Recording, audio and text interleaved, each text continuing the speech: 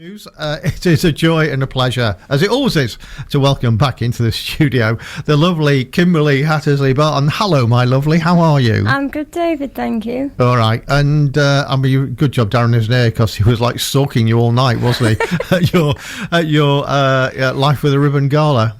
Yeah, he did a great job. When I heard back the recording from what he got from everyone on the night, it was really lovely to listen to. Yeah, he enjoyed it. He was like our roving reporter, and tell me how you know Kimberley, tell me what you think of it. And everybody was very nice about you, apparently. Yeah, they were lovely. It was nice to hear a mix of things from the performers and also audience members. Yeah, the audience loved it, didn't they? Yeah, to hear like the live reactions was great because I don't get to hear any of that because I'm so busy. So it was nice to actually hear some live feedback. Yeah, lovely.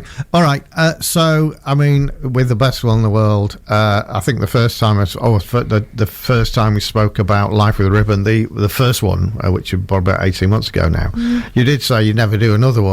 And then you just lied to me, didn't you? The intention was there. Yeah, I'm never going to do another one. And then you did do this one, and this one was a massive success, wasn't it? Yeah, it raised another £10,000 for my 3 charities, which was unreal because we did the first one last April, the second one was this May, so in just over a year we've raised over £20,000. I mean, it's a fantastic result, and I'm not wearing a hat, but I'll take my invisible hat off to you because it was a ton of work as well, wasn't it? Absolutely. I call it my baby because it literally is 9 months of work. Like, people don't see what goes on behind the scenes, the stress, everything that literally. Near the end of it, in the last month or so at least, I was spending at least 10 hours a week. Yeah, or more. Yeah, and then the night itself, because people think, it starts at 7:30, you turn up at 15:15, and there you go. But you were there all day, weren't you? Oh, I was there 13 hours, yeah. Yeah. So, I mean, you made huge money, and it's not called stalking. I follow you on social media.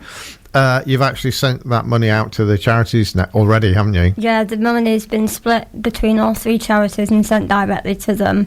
And yeah, like the response already from the charities, they're just so grateful, and it's nice to know that the charities I've chosen for my own personal reasons, sure. I know how much of an impact it's going to make and help them. Yeah, because, I mean, doing quick maths in my head, they must have picked up about 3,600 each, something like that, was it? Yeah, something like that. 3,300. Yeah, it was. I'll do the math later. I'll get my calculator out now. Look, Lily's 3,333 and 33p each. Ah, very good. Yeah, near enough. Yeah. I'm glad we got a mathematician in the studio today. I haven't touched it since GCSE. Yeah. All right. So, I mean, I suppose the question is, having lied to me about the first one, are you going to do another one? I'm not going to say I'll never do another one again, but I do think I need a bit of a break. I do have an idea for something else, but all right. I don't know when specifically I'd like to do something next. I think there is potential for this other idea next year, but definitely a little bit of a break. All right, well, yeah, I would think so, because you've obviously got to keep up making sure that you're well as well, don't you? Yeah. All right. Speaking of which, you've started a bit of a modelling career as well, haven't you? But for like special hoodies. Yeah, so I'm on dialysis, and to receive dialysis, you have to have cannulations in your arm, which is where they needle you. Mm-hmm. And, you don't want to be sat in a short T-shirt every time with your arm out. Well, it's cold, isn't it? Yeah, so I used to just wear jumpers and have my arm out of it and just be a bit ruffled. But this company called Inspired Comforts found my Instagram page, saw my story and that I was on dialysis, and they sent me a hoodie. Yeah. And it's basically just a jacket, normal jacket, but it's got zips on the arm. Right. So I can wear this jacket and unzip it on the arm, and they can just needle as they normally would, but I've still got literally a comfort of being in the warm. Because a bit like the studio, it can get a bit freezing in there, can't it? Yeah, and especially keeping my arm still for 3 hours, you lose circulation. Yeah. So it has been a big game changer to my sessions. All right, jolly good. So are they going to do like professional photos with you and stuff? Oh yeah, well the joke was I took some pictures and shared them on my Instagram, but I realised I had my hair curled, and I had to do a disclaimer saying I don't look this good every morning at 8:30. I had my hair done the day before. Yeah, like the whole like crew beforehand, making you look good just before you go for your dialysis and Yeah, stuff. not glamorising dialysis at all. All right, brilliant. All right, that's lovely to talk to you. We will come back and talk to you about some other world travelling stuff that you're thinking about doing. Probably do that about 25 to 1, if that's all right with you. Yeah, definitely. All right, what should we do now? Let's have a bit of this. Strangely appropriate. She Moves in Her Own Way by the Kooks. Amy Grant, Baby Baby. So we're back speaking to our very lovely special guest, Kimberley Hattersley-Barton. Welcome back. Hello. Hello again. Well, we haven't been anywhere really. We've not been anywhere. We've been talking about seagulls actually, but anyway, more later actually. Quite an important point to make there. So, Thank you. Kimberley. So, Life with the Ribbons out of the way. But you've kind of, and your supermodelling career is obviously set it off, with your modelling, your hoodies and stuff like that.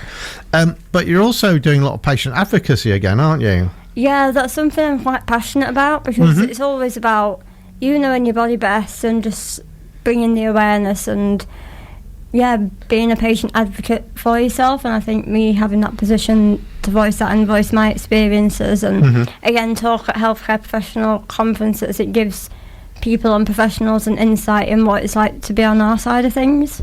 Yeah, and I think it's really important that, doctors, particularly doctors who are working in sort of the areas that, you've been involved in, understand that it's about treating the patient more than it's about treating the disease. 100%. and for things like doctors who do investigations, and I'm picking out radiologists here particularly, because they're also interested in having a poke about to find out what they can find. And you've actually been doing some work with, is it the Royal College of Radiologists?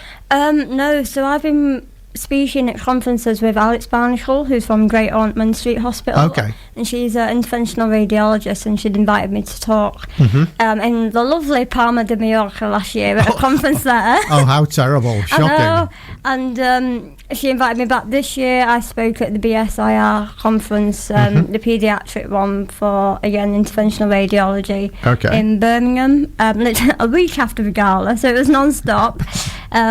Full day trip of work, really. I got a train straight there, spoke at the conference, came back and had an evening of dialysis. Marvellous. So, it's all just about raising that awareness and, talking about what they do in the procedures and stuff, because I did have a question at the end of that session, what we've been discussing about, and I did respond in what I thought was the best way and just said, look, in the most respectful way, this is your everyday job. This is normal to you being in that environment and what you're doing, whereas to patients, it depends what kind of patient you are. I'm very well experienced, but I still get anxious, but you could be getting patients that go into those rooms and have panic attacks. You've really got to, like you say, treat the patient, not just the interesting bit that you want to poke about. Yeah, exactly.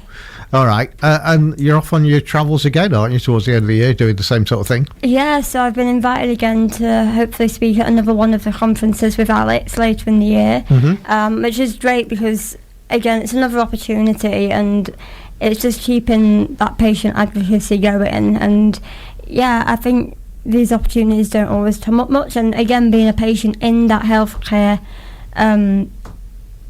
setting, that room discussing everything, it's not something we get to see, so it really is insightful. It can be upsetting because obviously you're hearing about case studies and obviously that's a personal experience to myself as well and other patients, but it very much is insightful and something I do enjoy being part of. And I guess it's radiologists, isn't it? But I guess the radiologists, it must make them think.